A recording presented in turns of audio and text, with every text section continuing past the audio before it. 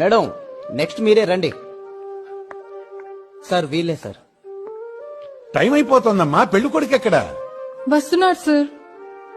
ఈ అమ్మాయి ఎవరు? తను నా ఫ్రెండ్. సాక్షాంతకం పెట్టడానికి వచ్చింది. నీ ఫ్రెండ్ లైఫ్ బాగుంటుందని నువ్వు గ్యారంటీ ఇవ్వడానికి వచ్చావా? పెళ్లికి కూడా సినిమాకి వచ్చినట్టు అరగంట లేటుగా వచ్చేవాడితో నీ లైఫ్ బాగుంటుందని ఎలా అనుకుంటున్నావు? సార్ మీరేం క్లాస్ పీకొద్దు. సుబ్బు నా కోసం ఫ్యామిలీనే వదిలేసి వస్తున్నాడు. నేనంటే అంత ప్రేమ. అతను ఫ్యామిలీని వదిలేశాడని నువ్వు నీ ఫ్యామిలీకి చెప్పకుండా పెళ్లి చేసుకోవడానికి వచ్చావా?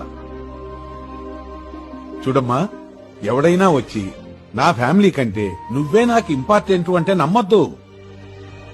ఎవడైతే ఫ్యామిలీని బాగా చూసుకుంటాడో వాడే భార్యని బాగా చూసుకుంటాడు. సర్ప్రైజ్ గిఫ్ట్లు, మ్యారేజ్ డే పార్టీలు ప్లాన్ చేయడం కాదమ్మా కావాల్సింది. నెల అయ్యేసరికి హౌస్ రెంట్ కట్టేవాడు, నీకు గిఫ్ట్ ఇవ్వటానికి ఎలాంటప్పుడు చెయ్యనివాడు కావాలి.